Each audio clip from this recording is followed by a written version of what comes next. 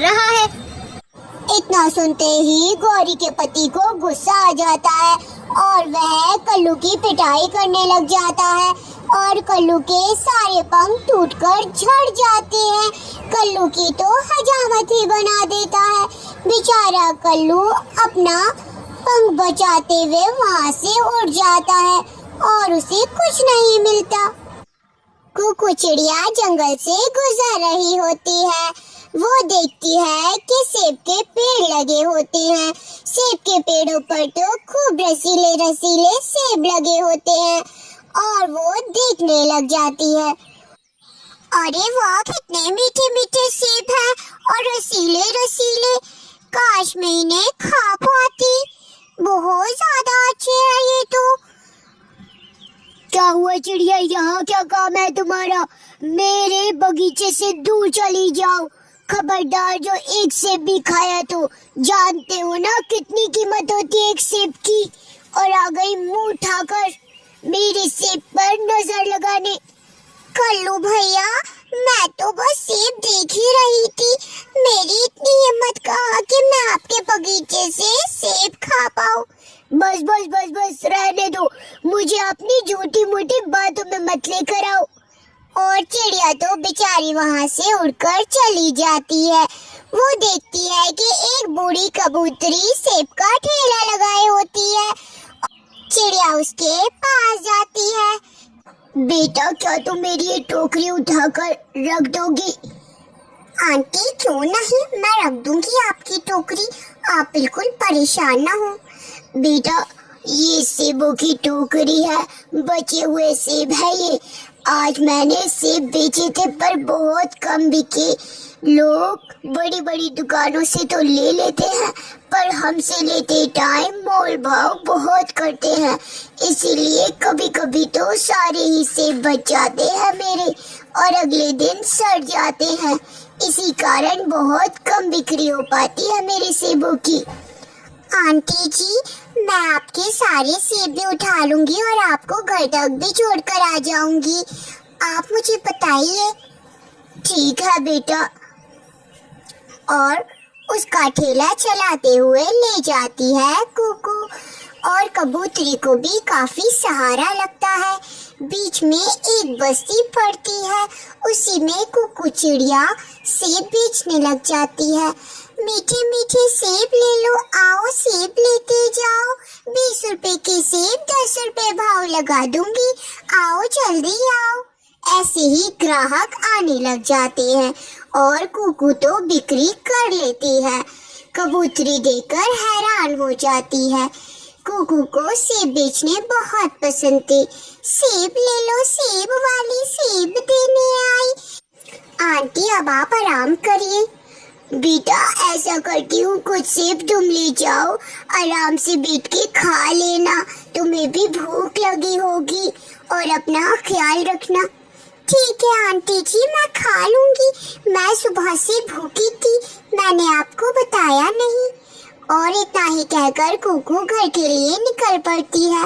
घर जाकर सेबों को देखकर चैन की सांस लेती है और सेब खाना शुरू करती है।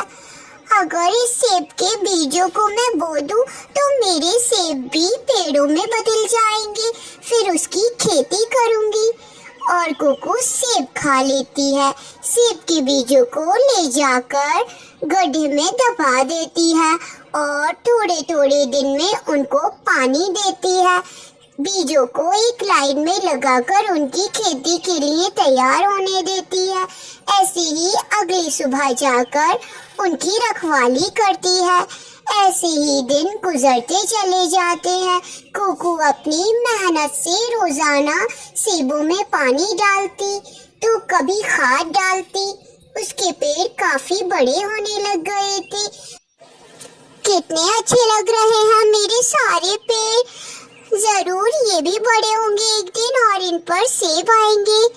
और कुकू इतना कहते हुए पानी डालती है। कुछ दिन ऐसे ही गुजर जाते हैं। वो भूखी प्यासी खेतों में मेहनत करती, सुबह उठते ही पानी डालती और उसके सेबों के पेड़ बहुत बड़े बड़े हो गए और उन पे ढेर सारे सेब भी लग गए। कुकू को तो बहुत खुशी हुई सेब का पेड़ देखकर, और इतने सारे सेब बेचने के लिए वो बहुत ज्यादा उत्सुक थी। ये सेब मैं टीनू आंटी के साथ बेचा करूंगी, हम दोनों की ठेली बहुत ज्यादा चलेगी।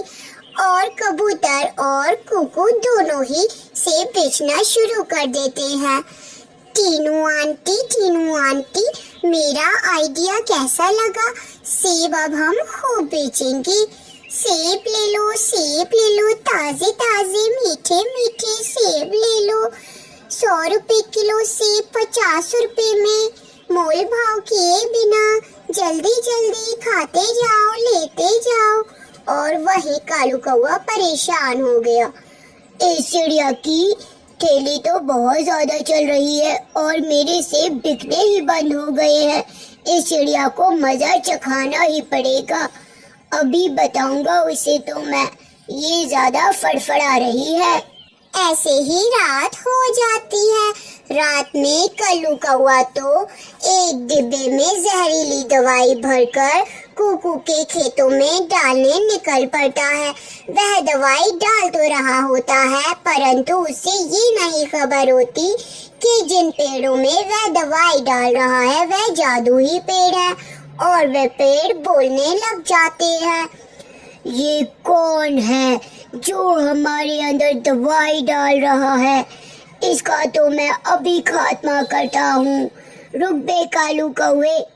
और वह अपने जादू से कालू कौवे की अकल को घुमा देते हैं। अरे मैं यहाँ क्यों दवाई डाल रहा हूँ? मुझे तो ये दवाई अपने खेतों में डालनी थी। चलो भाई कालू, जल्दी से दवाई डालने खेत के लिए निकलो।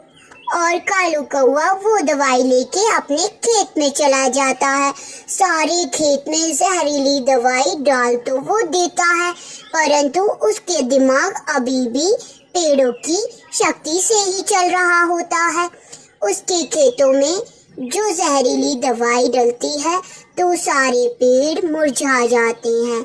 अगली सुबह वह जाकर देखता है तो खेत को वीरान पाता है। अरे ये मेरी खेती में क्या हुआ? और उसकी जादुई शक्तियाँ बोलने लग जाती हैं। अच्छा, तो ये वही दवाई है जो मैं चिड़िया के खेत में डालने गया था, पर मैंने ये दवाई अपने खेत में क्यों डाली? और कौआ अपने ऊपर बहुत पछतावा करता है कि उसने गलत करा।